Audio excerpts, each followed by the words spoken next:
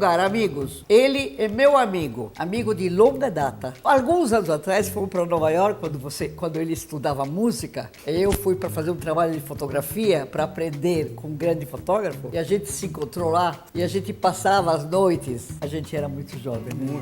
Muito jovem e se divertimos a valer. João Lara Mesquita. Ele é membro fundador e conselheiro do Núcleo União Pro Tietê, que busca a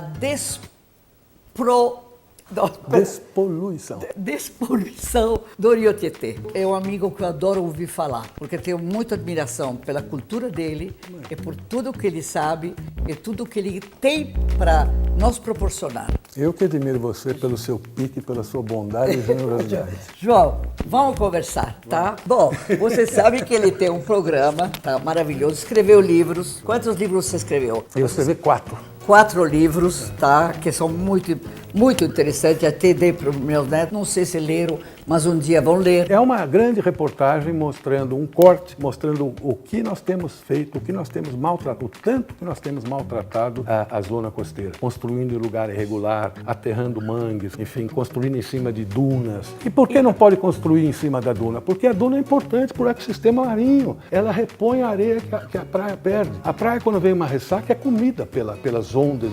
A área vai embora. O que faz? O vento sopra a areia da duna em cima do mar, o mar de novo repõe a areia. A natureza é tão perfeita. Sábia, é perfeita. Esse é o homem que estraga essa natureza. Não adianta querer lutar contra, porque cada vez que luta contra, a gente toma um soco e cai. Você não vê o que está acontecendo no mundo, né? Exatamente. E o governo, para despoluir essas nossas águas. O Tietê, por exemplo. Sim, o Brasil vem tendo uma posição de protagonista na causa ambiental desde a Eco 92. A Eco 92 aqui no Rio de Janeiro foi um marco, né?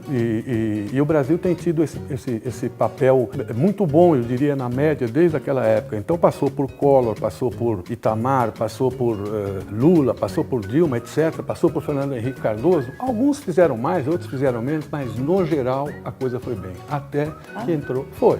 Eu, por exemplo, acho que o governo Fernando Henrique Cardoso teve um belíssimo trabalho no Ministério do Meio Ambiente. O governo Lula não foi ruim, o governo Dilma foi um fracasso. O Lula não foi ruim no meio ambiente e assim sucessivamente. Mas quem ajudou muito foi o Temer, né? O Temer agora, então, nem se fala, é verdade. O Temer foi um grande presidente para o meio ambiente. Ele foi, ao meu ver, ele foi até melhor que o Fernando Henrique. Ele deixou um legado ambiental inigualável. Eu só vou te dizer uma coisa, antes do governo Temer, o Brasil tinha cerca de 11 a 12% da área continental reservada em unidades de conservação, áreas prioritárias protegidas, né, parques nacionais e outros, e apenas 1,5% do espaço marítimo tinha esse mesmo tratamento. Nós conversamos com o Temer, com a equipe dele, fizemos um movimento junto com ambientalistas, junto com cientistas da academia e conseguimos transformar as 2 ilhas oceânicas brasileiras, Trindade e Martim Vaz, e São Pedro, São Paulo, em unidades de conservação. O Brasil saltou,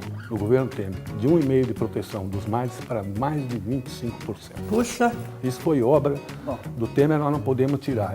O legado ambiental do Temer é inigualável e eu defendo isso até o fim da minha vida. E agora nós pegamos um governo que é o do Bolsonaro, que é um completo despreparado, vamos dizer, para usar um termo educado.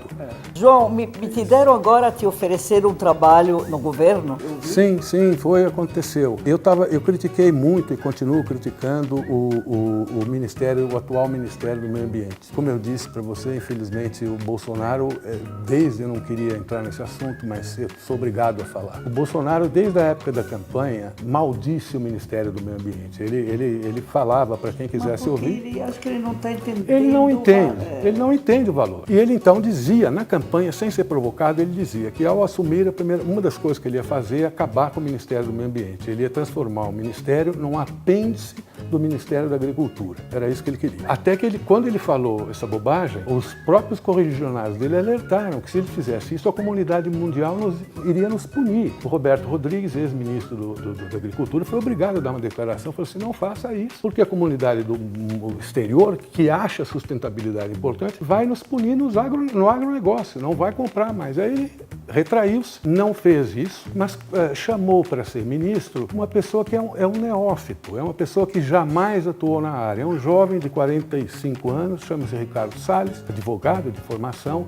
e que nunca teve nenhuma ligação com o meio ambiente. Para vocês terem uma ideia, o Ricardo Salles, com 45 anos de idade, jamais teve a curiosidade de conhecer a Amazônia. Ele nunca tinha posto os pés na Amazônia antes disso. Ele não conhecia patavina de questão ambiental. Então te chamaram? Ele foi para lá, na minha visão, desmontar o aparato de conservação do Brasil a mando do Bolsonaro, que era isso que ele queria. E eu fiz então um post 3 dias ou 4 dias atrás, criticando atitudes dele. Ele me ligou para dar a versão dele, até tomei um susto. Falei, puxa, ministro, obrigado pela deferência. Ele explicou para mim, aquilo tudo era cascata, então eu fiquei quieto, não falei nada. E ao final da conversa ele me convidou para ser secretário de Biodiversidade. Esse é o segundo cargo em importância do Ministério do Meio Ambiente. Mas isso você poderia ter ajudado, Eu né? não, mas, Silvana, os internautas do site Mar Sem Fim falaram a mesma coisa. Por que você não foi? Você podia ter ajudado. Acontece que tem duas coisas. Primeiro, eu sou ainda um paciente sem alta de um transplante de medula. Mudar para Brasília seria complicadíssimo para mim. Mas o segundo ponto, eu tenho certeza que se eu fosse, eu hoje estaria demitido. Teria me demitido. Por quê? Ah, bom, com a ideia, teriam te mandado embora. 5 dias depois de eu ter feito esse post, o que faz o Ricardo Salles? Para o seu telespectador aqui. O Brasil tem diversas áreas no mar territorial brasileiro já mapeadas, prontas para serem enviadas para os leilões da Agência Nacional do Petróleo para novos poços de petróleo. Eu não sou contra a exploração do petróleo, seria um idiota se fosse. Isso é uma bênção que o Brasil tem. Enquanto o petróleo tiver valor, nós temos mais é que explorar, mas em razão de um desses blocos ser uma área altamente sensível, é o arquipélago dos Abrolhos, no sul da Bahia. Banco de Corais de Abrolhos é o único banco de corais do Atlântico Sul. Os corais, para você ter uma ideia, são o ecossistema mais importante do planeta para a vida marinha. 1 em cada 4 peixes depende dos corais para procriar, para ter seu ciclo de vida. Pois ali é o único bloco de todo o Atlântico Sul. Em função disso, os técnicos do IBAMA, que são competentes, tinham feito um parecer pedindo para que a área de Abrolhos ficasse por última e que não fosse liberada já. Por quê? Até lá, quem sabe, os outros blocos sejam tão suficientes para dar riqueza do Brasil que não precise de Abrolhos. Ou, quando chegar a hora de Abrolhos, que a prospecção esteja tão avançada que os acidentes sejam minimizados. Por esse motivo, eles pediram isso. O Ricardo Salles, 2 dias, ou 3 dias, ou 4 dias atrás, ele colocou o Banco de Abrolhos contra todos os técnicos do Ministério que ele dirige no próximo leilão da ANP, que vai ser em outubro desse ano. Para quê ele fez isso? Por qual motivo que ele fez isso? Então, eu queria fazer qual atitude tomar no nosso dia a dia, não. Mas o que o governo podia fazer, você já falou que o governo não está fazendo nada. Gente, vamos torcer para o Brasil, que pessoas como ele podem ajudar nessa terra que precisa tanto de pessoas inteligentes e pessoas válidas como o nosso amigo João. Obrigado. Eu não sei como essa pessoa, a jornalista que trabalha comigo, falou, como você conseguiu um homem assim? Eu falei, porque ele é meu amigo. Obrigada, João. Obrigado, eu adoro, eu te ouvi falar, eu adoro quando você conta essas histórias, mas olha, você não sabe histórias que ele conta maravilhosas, tá? Amigos, foi um privilégio, tá? Para mim e para vocês. Tá, tchau.